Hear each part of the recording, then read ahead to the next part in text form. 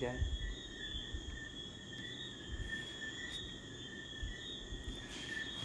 Bueno, la clase de hoy es de trastorno afectivo bipolar. Yo me llamo Sonia Bersch, soy una psiquiatra del Valle de Lili.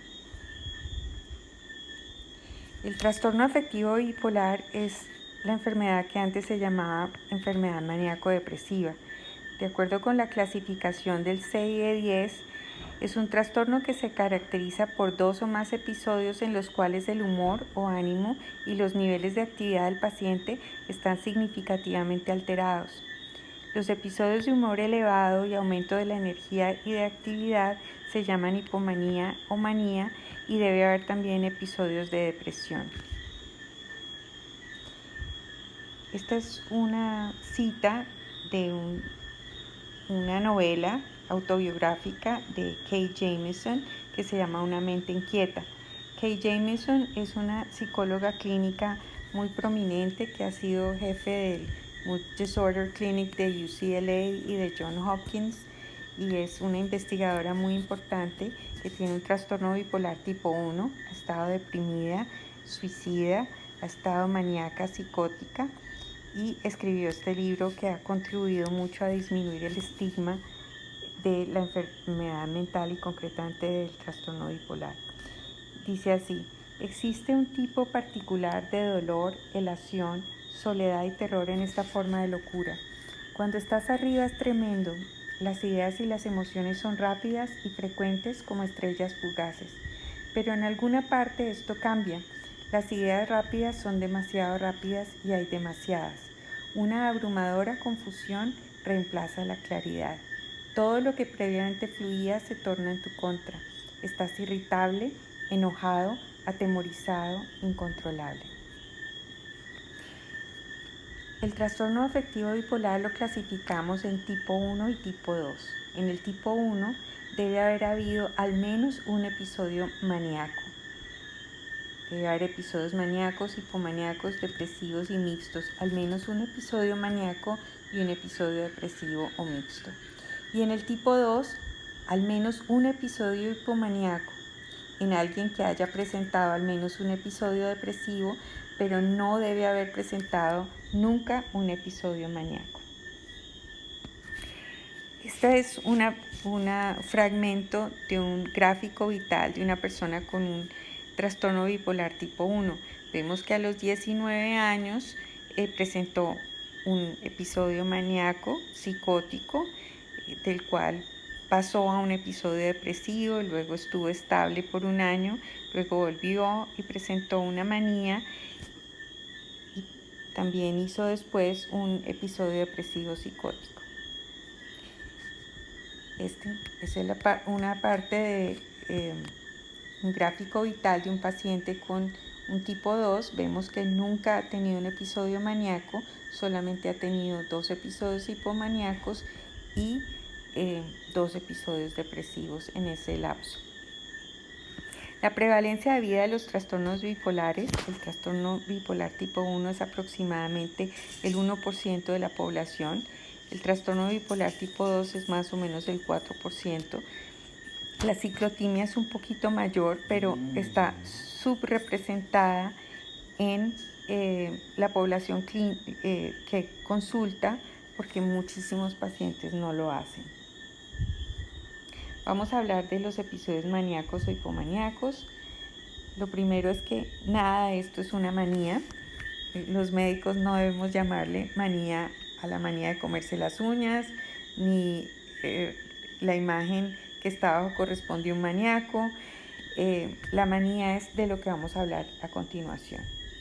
Entonces, un episodio maníaco, de acuerdo con el DSM-5, es un periodo de humor anormal y persistentemente elevado, expansivo o irritable, y aumento de las actividades dirigidas a un propósito y de la energía, que dura por lo menos una semana o cualquier duración si se hace necesaria una hospitalización. Durante el periodo de alteración del ánimo, 3 o más de los siguientes síntomas han persistido: 4 si el ánimo es solo irritable, y han estado presentes en grado significativo.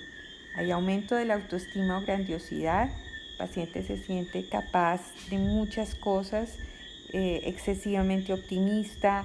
En palabras de un paciente, decía, me sentía como todos los Avengers juntos. Descenso en la necesidad de dormir, esto es muy importante, no es solamente insomnio, sino que el paciente tiene tanta energía que no tiene como la necesidad de dormir, no la experimenta.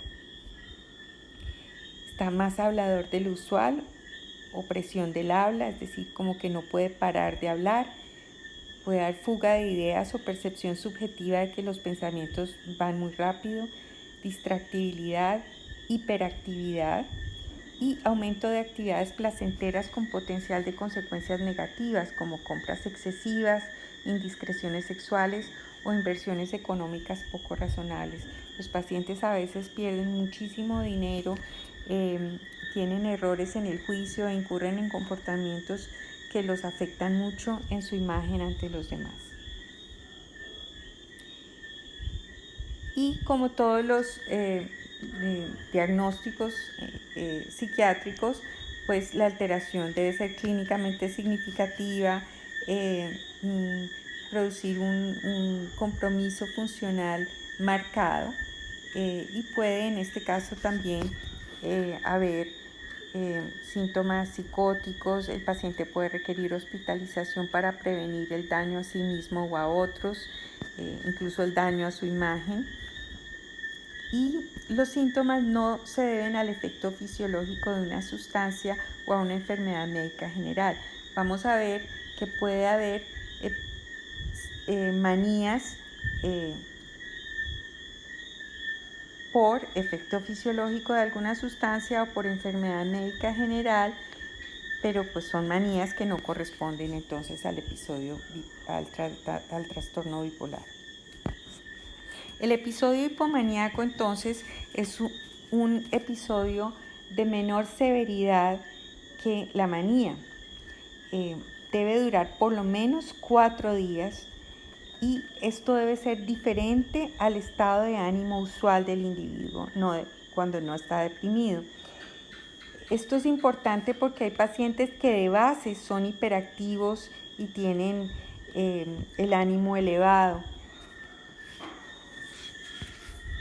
El episodio se asocia con un cambio inequívoco en el funcionamiento que no es característico de la persona. Las alteraciones son observables por otros y esto es muy importante para diferenciarlo de la manía. El episodio no debe ser lo suficientemente severo para causar un menoscabo marcado en el funcionamiento social o ocupacional o requerir hospitalización y no debe haber síntomas psicóticos. Los pacientes no consultan en hipomanía porque se sienten muy bien, son muy productivos, pero de todas maneras esto constituye una patología porque implica inestabilidad en el ánimo y puede haber, el episodio hipomaníaco puede ser seguido de un episodio más grave, depresivo, incluso maníaco, entonces debe ser tratado, pero como les digo es muy difícil identificarlo, sobre todo en un paciente que no ha sido diagnosticado porque no consultan en hipomanía. Es un diagnóstico que hay que hacer retrospectivamente. Cuando el paciente llega deprimido, tenemos que averiguar si el paciente alguna vez ha estado hipomaníaco. La forma de preguntarlo no es tanto si ha estado alguna vez eufórico, por ejemplo, sino si el paciente ha estado alguna vez hiperactivo por más de 4 días. Yo les pregunto, como si tuviera un motor prendido que no lo pudieran apagar, como si usted no se cansara. Aquí hay algunos de los hallazgos al examen mental. Vamos a encontrar un paciente con una conducta desinhibida, hiperactivo. Vamos a encontrarlo eufórico o expansivo o exaltado, irritable, un paciente que se enoja con facilidad. No siempre hay euforia, a veces hay muchísima ira, crisis de ira, puede haber agitación. El paciente no tolera que se lo contradiga, por ejemplo, que esto se llama una manía disfórica. Vamos a encontrar logorrea, circunstancialidad, aglutinamiento de las ideas, fuga de ideas. En el contenido vamos a encontrar ideas de grandiosidad y o ideas delirantes.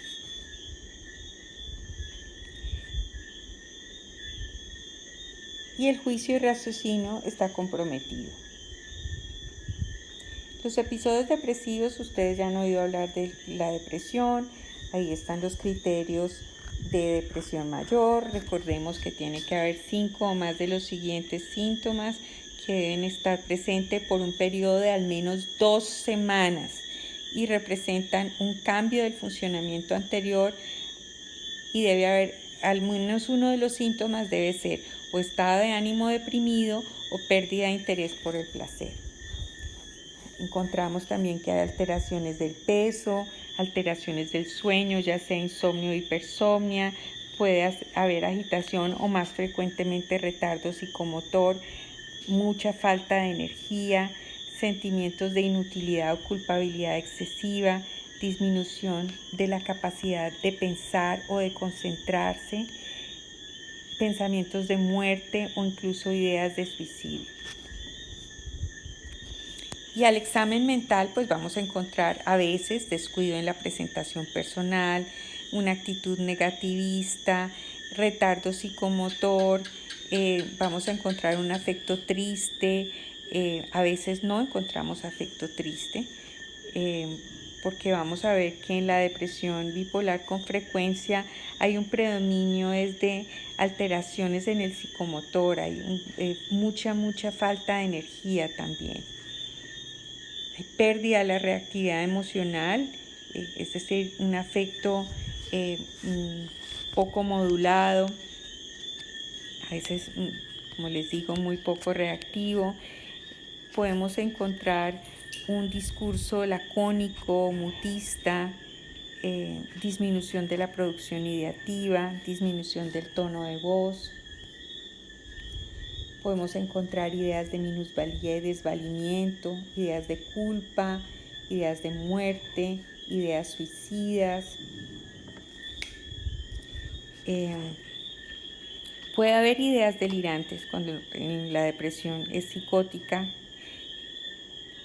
y generalmente son ideas que son congruentes con el afecto. El paciente se siente que está en la ruina, se siente que no se va a recuperar nunca, de una manera pues muy severa. Puede o no haber alucinaciones. Quizás olvidé decirlo, que cuando el paciente está maníaco psicótico raramente presenta alucinaciones, es más ideas delirantes. Encontramos que el paciente deprimido también está distráctil, se le dificulta la concentración, su funcionamiento cognitivo no es tan bueno. Este cuadro es muy importante porque nos muestra las diferencias entre las depresiones bipolares y las depresiones unipolares. Vemos que los pacientes bipolares tienen mucho más frecuentemente historia de abuso de sustancias. Muy importante la historia familiar de trastorno bipolar. Esta es una enfermedad altamente hereditaria. Encontramos que con frecuencia el primer episodio, incluso depresivo, se ha presentado antes de los 25 años. Es muy común la enfermedad posparto, muy común los síntomas psicóticos en pacientes menores de 35 años. Las características atípicas de la depresión, es decir, depresiones en donde hay hipersomnia, hiperfagia, por ejemplo. Son pacientes que la instauración de su depresión no es larvada, sino más bien aguda. También a veces los episodios son muy breves. Se debe sospechar una depresión bipolar cuando el paciente se le da un antidepresivo y o no le sirve o le sirve brevemente y luego le deja de servir, se le cambia y vuelve y pasa lo mismo. Esto puede ser muy sugestivo. Y lo otro es la presencia de depresión mixta, es decir, la presencia de síntomas hipomaníacos en un paciente deprimido. por ejemplo, un paciente que esté con muchas ideas de minusvalía como corresponde a la depresión, pero que las ideas sean muchas, como correspondería a la hipomanía, o que tenga aumento del apetito sexual y esté deprimido. Y anoté ahí anergia porque es muy típico del trastorno bipolar. A veces el paciente no está triste, sino que no tiene energía. Estos son los especificadores para el trastorno bipolar, es decir, podemos llamar trastorno bipolar con síntomas ansiosos, con características mixtas, con ciclación rápida.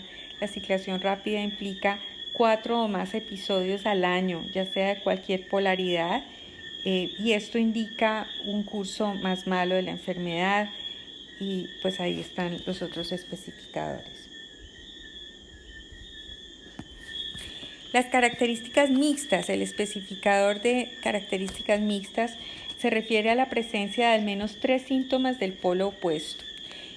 No debe incluir irritabilidad ni insomnio porque están presentes en ambos polos.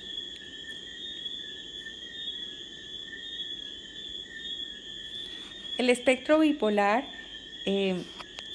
incluye personas con trastornos afectivos que no han presentado episodios hipomaníacos o maníacos francos, pero por ejemplo son pacientes que tienen muchas de las características que les indiqué ahora que son típicas de depresión bipolar. Esto nos debe, abrir el ojo y estar muy a la expectativa, explorar, asegurarnos de que no tenga un bipolar. Y estos pacientes pueden en un momento dado beneficiarse más de un tratamiento como para trastorno bipolar, para una depresión bipolar, que para una depresión unipolar.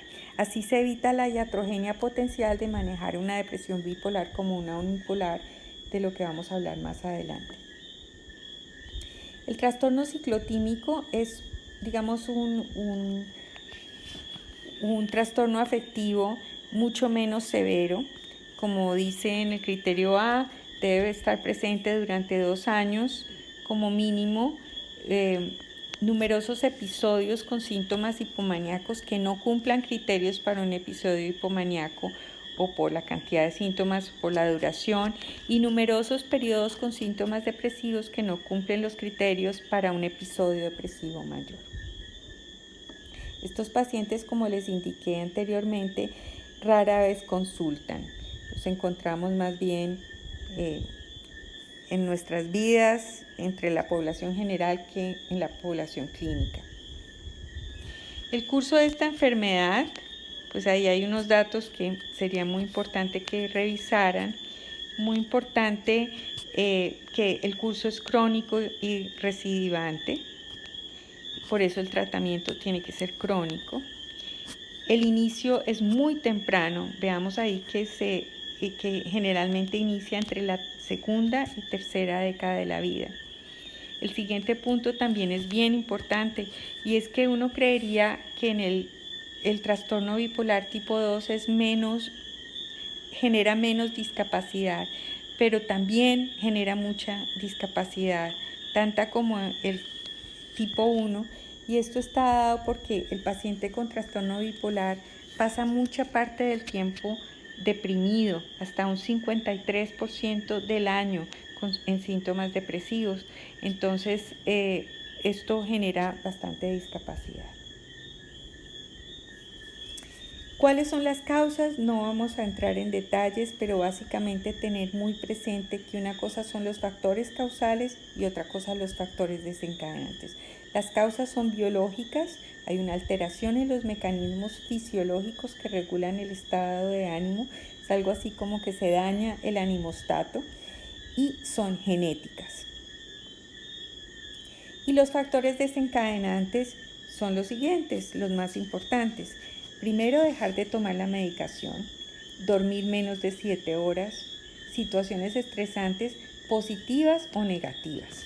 El cuerpo no distingue entre un estrés positivo o negativo, la valencia no la reconoce.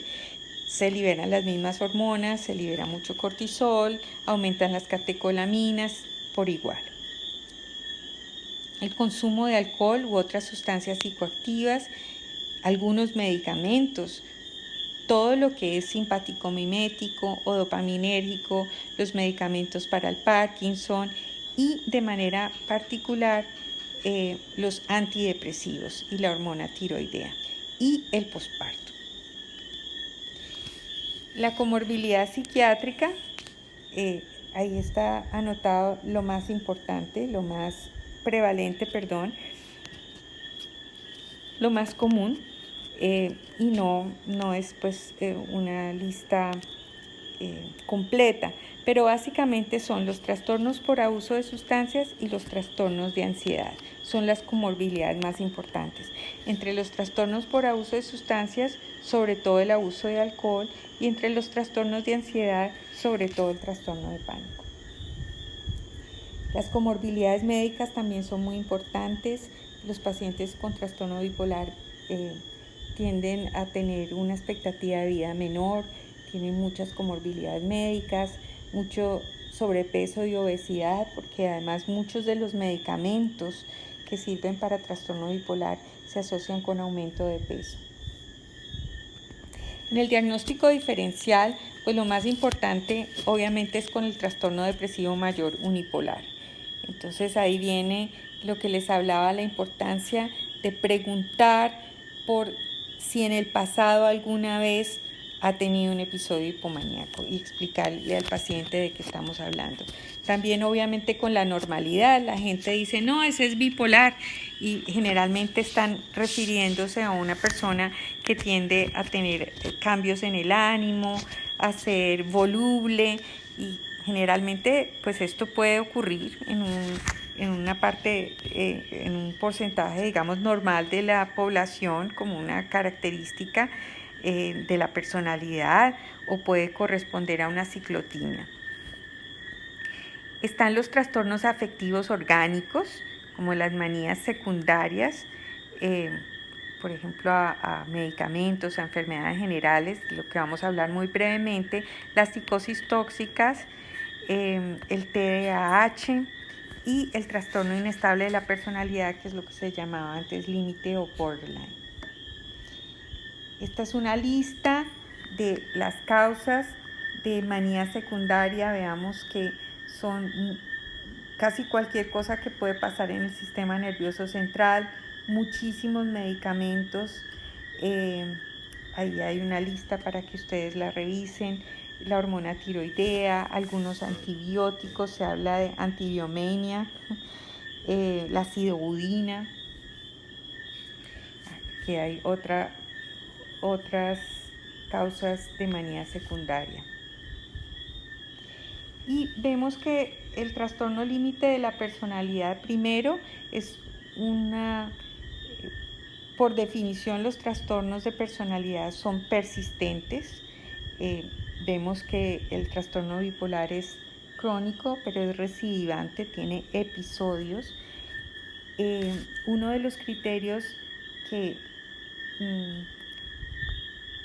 contribuye a la confusión en el diagnóstico es el criterio 6, que dice que estos pacientes tienen una inestabilidad afectiva debida a una notable reactividad del estado de ánimo, es decir, ante estímulos psicosociales, interpersonales, de cualquier tipo, pueden hacer episodios de intensa disforia o incluso euforia, irritabilidad, ansiedad, pero estos duran horas y rara vez pocos días, a diferencia de el trastorno bipolar, que veíamos que para un episodio depresivo tiene que haber por lo menos síntomas por 15 días, y para un episodio hipomaníaco 4, y para un episodio maníaco una semana o menos si la cosa es muy grave e implica necesidad de una hospitalización. Aquí, para que ustedes lo consulten después, está como algunas pistas para diferenciar un trastorno por déficit de atención e hiperactividad, que obviamente comparte con el TAP la hiperactividad, pero vemos que hay algunas diferencias. Vamos a hablar un poco del tratamiento. El tratamiento primero es personalizado. La piedra angular del tratamiento es la farmacoterapia. La psicoterapia es coadyuvante, no voy a hablar sobre ella. El tratamiento psicológico que tiene mayor evidencia es la psicoeducación, y sobre todo la psicoeducación estructurada que se hace en grupo. En la fundación lo hacemos hace 8 años con pues muy buenos resultados. Entonces, esta diapositiva es muy importante. El trastorno es personalizado, es decir, depende de la situación clínica, depende si es un TAB 1 o 2, si el paciente consulta en un momento en que está deprimido o si consulta en un momento en que está maníaco, o si está estable, pues ahí tendríamos que contemplar un tratamiento de mantenimiento o profilaxis. Importante el antecedente, la polaridad predominante, es decir, no es lo mismo un paciente que generalmente hace manías y muy pocas depresiones a un paciente que hace muchas depresiones y muy pocas manías o hipomanías. La respuesta previa a medicamentos, la respuesta previa a medicamentos en familiares que tengan la misma enfermedad. Y las características del paciente, las comorbilidades médicas y psiquiátricas. No es lo mismo tratar un paciente que tiene además un trastorno de ansiedad o un abuso de sustancias, o un paciente obeso que tiene un trastorno bipolar. La adherencia, en ocasiones el paciente no logramos que se tome el medicamento porque, por ejemplo, no reconoce que tiene enfermedad mental, y en esos casos toca recurrir a medicamentos de depósito. Y también la suicidalidad. Vamos a ver que el tratamiento con litio, por ejemplo, protege del suicidio, como indican algunos estudios muy importantes. Las medidas conductuales, esto se refiere a los episodios maníacos. ¿Cómo manejar un maníaco? Pues tenemos que disminuir los estímulos externos porque todo lo puede exaltar. Por eso los hospitales psiquiátricos no tienen cuadros, tratamos de que sean más parecidos a una celda de clausura que a otro tipo de sitio. Garantizar el sueño adecuado. Muy importante proteger al paciente de las consecuencias indeseables de su comportamiento. Tenemos que aislarlo, tenemos que incapacitarlo, tenemos que quitarlo o apartarlo de las redes sociales porque pueden hacer verdaderos, entre comillas, suicidios sociales. Se debe supervisar la toma de medicamentos. El paciente generalmente no se siente enfermo, entonces pues no se toma los medicamentos, y es importante que el personal a cargo tenga una actitud tranquila, comprensiva pero firme, y que tenga unas expectativas realistas sobre el comportamiento del paciente. El paciente está enfermo y el síntoma de la enfermedad mental es la alteración en el comportamiento. Entonces no podemos pretender que el paciente se porte bien. La regularidad del sueño es supremamente importante. Es uno de los cimientos de la estabilidad del ánimo. El sueño debe ser adecuado en cantidad y calidad. Si el paciente está maníaco, debe dormir incluso más de las 8 horas. Si el paciente está deprimido, tenemos que tratar de limitar un poco el sueño, tal vez entre 6 y 7 horas. Y recurrimos a las medidas de higiene de sueño que todos ustedes seguramente conocen. Entre los tratamientos farmacológicos, lo más importante es el uso de los moduladores del afecto, del ánimo, que son el carbonato de litio y algunos anticonvulsivantes, de los que vamos a hablar brevemente, y los antipsicóticos, sobre todo como antimaníacos, por periodos breves, pero algunas veces tenemos que asociarlos a los moduladores afectivos, y en ocasiones hay que usarlos, algunos que tienen propiedades moduladoras del ánimo, porque esté contraindicado el uso, por ejemplo, de alguno de los moduladores del afecto. Los antidepresivos vamos a ver que tienen un lugar menos importante que en la depresión unipolar, y los ansiolíticos sobre todo los usamos cuando los pacientes pues están maníacos o pues con síntomas ansiosos claramente. Los estabilizadores del ánimo, como su nombre lo indica, son fármacos para mantener la estabilidad del ánimo, tienen una acción preventiva y son de uso continuado. Este es un resumen de lo que recomiendan la mayoría de las guías, sobre todo las guías de CANMAT, se llama CANMAT ISBD. ISBD es International Society for Bipolar Disorders. Son las guías más importantes y más usadas en el mundo, y esto es un resumen de lo que recomiendan. En mantenimiento estarían esas opciones que están ahí. La más frecuentemente usada es el litio, o la asociación de algunos estabilizadores, porque a veces no es suficiente el uso de los estabilizadores. La asociación, de antipsicóticos. En los episodios depresivos lo que hacemos es aumentar la dosis de litio, por ejemplo, y adicionar quetiapina a dosis antidepresivas. La quetiapina, como ustedes saben, es un antipsicótico de segunda generación, pero a dosis mayores de, digamos, 150 miligramos y más. Tiene propiedades antidepresivas en trastorno bipolar y es muy, muy usado. En algunas ocasiones adicionamos un antidepresivo, siempre con un estabilizador del ánimo. En la fase maníaca, lo que hacemos también a veces es ajustar el estabilizador del ánimo, ya sea el litio o el Valcote, y frecuentemente hay que adicionar un antipsicótico atípico. Tal vez la risperidona es el mejor antimaníaco, de acuerdo con algunos estudios, y una benzodiazepina. El carbonato de litio es un excelente estabilizador del ánimo, es antimaníaco y antidepresivo, previene el suicidio y tiene algunos efectos secundarios indeseables. Entre ellos está, por ejemplo, la polidipsia y poliuria al principio, el temblor, que generalmente es un poco molesto. Hay alteraciones del tiroides, por eso tenemos que hacer seguimiento, y tener hipotiroidismo, por ejemplo, o desarrollar hipotiroidismo por el uso de litio no es una contraindicación para seguir usando el litio. Simplemente hay que adicionar hormona tiroidea. Se puede producir acné. Y la otra cosa muy importante son los riesgos teratogénicos, la nefrotoxicidad, por eso tenemos que estar chequeando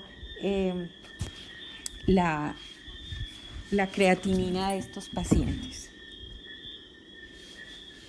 Aquí no me voy a detener en esto, pero quiero que tengan esta información para consultarla después en relación con las precauciones del uso de litio.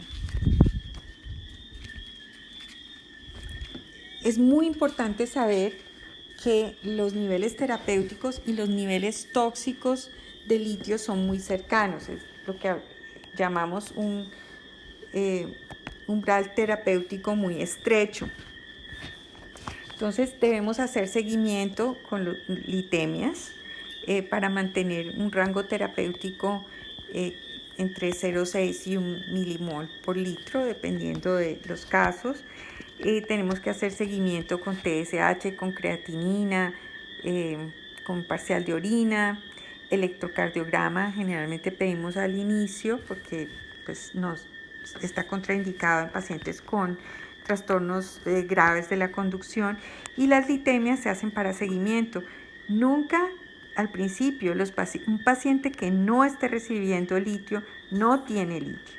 Algunas personas creen que el trastorno bipolar ocurre por deficiencia de litio. Eso es un error grandísimo. Las personas no tenemos litio si no tomamos litio. Y a continuación hay algunas consideraciones que hay que tener para disminuir el riesgo de intoxicación por litio. y se debe sospechar si se presenta un temblor más marcado de lo habitual, mareo, vómito, visión borrosa, confusión y sobre todo problemas de coordinación y de la marcha. El ácido valproico, como ustedes saben, es un anticonvulsivante, pero también tiene propiedades antimaníacas y es un buen estabilizador del ánimo. Es menos útil en depresión. El litio, en cambio, funciona en todas las fases del trastorno bipolar. Es tanto muy bueno en la fase de mantenimiento, como es buen antidepresivo, como también buen antimaníaco.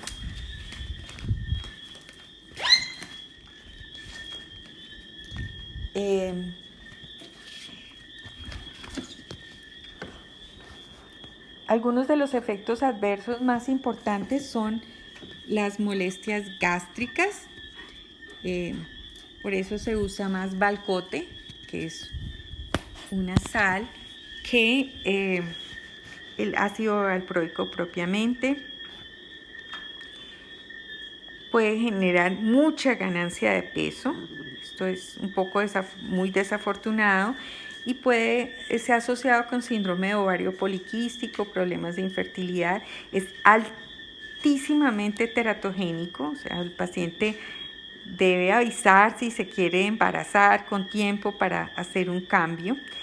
Y estos pacientes pueden presentar problemas hepáticos, por eso hay que hacer seguimiento con pruebas de función hepática y también con valproemias. La lamotrigina es otro anticonvulsivante que es muy buen estabilizador del ánimo, es bueno para prevenir episodios depresivos, pero no tiene mucha efectividad en depresión bipolar aguda y no es útil en la prevención de episodios maníacos o mixtos. Tristemente, no es recomendable la asociación de ácido valproico con lamotrigina porque se pueden aumentar mucho los niveles de lamotrigina. Entonces no se recomienda. ¿Usamos la lamotrigina en quién? En pacientes con polaridad predominantemente depresiva y les va bastante bien. Es importante saber que eso se debe empezar con dosis muy bajas y subir lentamente, porque de lo contrario hay más riesgo de síndrome de Stevens-Johnson. Sin embargo, hay personas que hacen síndrome de Stevens-Johnson de manera idiosincrática. Es bastante raro esto, pero hay que advertirle al paciente que consulte en caso de que presenta cualquier tipo de exantema. Otra cosa importante y interesante es que estos pacientes que toman la lamotrigina no ganan peso. El tratamiento antimaníaco entonces depende de la intensidad. No es lo mismo tratar una hipomanía que una manía sin síntomas psicóticos o una manía con síntomas psicóticos. La idea es detectar precozmente la descompensación y tratar para evitar que la sintomatología escale y que haya que hospitalizar al paciente. Usamos risperidona, que es un muy eficaz antimaníaco y en ocasiones sirve para mantenimiento. Los efectos adversos más importantes son extrapiramidales y la hiperprolactinemia. Produce también disfunción sexual, aumento de peso, aunque menos que otros de los medicamentos que se usan para el trastorno bipolar. Y hay una presentación intramuscular de depósito que se llama Risperdal Consta, que es costosa, pero es útil en pacientes que no son adherentes. La quetiapina es muy útil en todas las fases del trastorno bipolar, es decir, en el mantenimiento, es buen estabilizador del ánimo, es antimaníaco y sobre todo es muy útil en depresión bipolar. Y no hay muchas cosas que sean muy útiles en depresión bipolar. Produce somnolencia, ganancia de peso, síndrome metabólico, y disfunción sexual, entre otros. El tratamiento de la depresión bipolar es muy diferente al tratamiento de un episodio depresivo unipolar. Por eso es tan importante hacer el diagnóstico. Yo le digo a los pacientes, no es para rotularlo, es porque de verdad el manejo de la depresión es muy diferente. El primer paso generalmente es optimizar el manejo que se tiene, por ejemplo, aumentar la dosis de litio.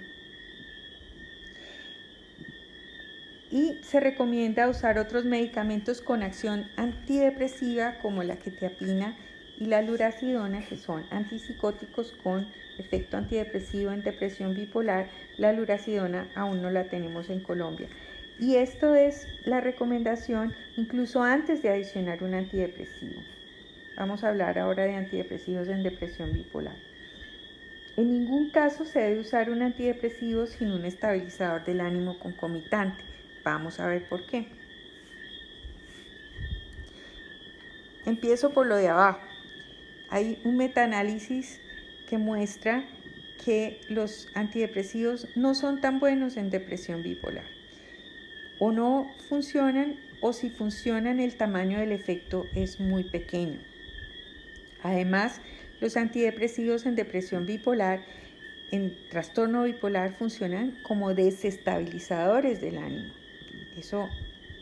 Por eso tenemos que asociarlo con un estabilizador del ánimo. Y en ocasiones pueden generar lo que se llama viraje a manía o a hipomanía. Y cuando se usan solos, pueden empeorar el curso de la enfermedad. No vamos a detenerlos en los antidepresivos, ustedes ya han oído hablar de ellos. Me interesa que miremos juntos lo que está en morado. En depresión bipolar no los recomendamos porque se asocian con un alto riesgo de viraje a manía y con ciclación rápida. Sabemos que estos fueron los primeros, que tienen muchos efectos adversos, los usamos muy poco realmente. Los inhibidores selectivos de recaptura de serotonina sí tienen un lugar, en ocasiones asociado, como les digo, a estabilizadores del ánimo. Aumentan principalmente la transmisión serotoninérgica, son la fluoxetina, la sertralina, la paroxetina, el citalopram, el escitalopram y la fluvoxamina. Tienen mayor seguridad cardíaca, algunos tienen muy pocas interacciones medicamentosas como la sertralina y el escitalopram, los otros un poco más. No producen ganancia de peso, no producen sedación y son muy buenos para la ansiedad. De hecho, son la piedra angular del tratamiento de los trastornos de ansiedad. Producen disfunción sexual, tienen menor potencial de inducir manía o hipomanía y son frecuentemente usados en depresión bipolar. Como les dije, menos que la quetiapina. Los antidepresivos duales, que son los inhibidores de la recaptura de serotonina y norepinefrina, son la venlafaxina, la duloxetina y la desvenlafaxina. La mirtazapina aumenta en última la recaptura de serotonina y norepinefrina, pero por un mecanismo diferente, y vemos que el perfil de efectos adversos es diferente.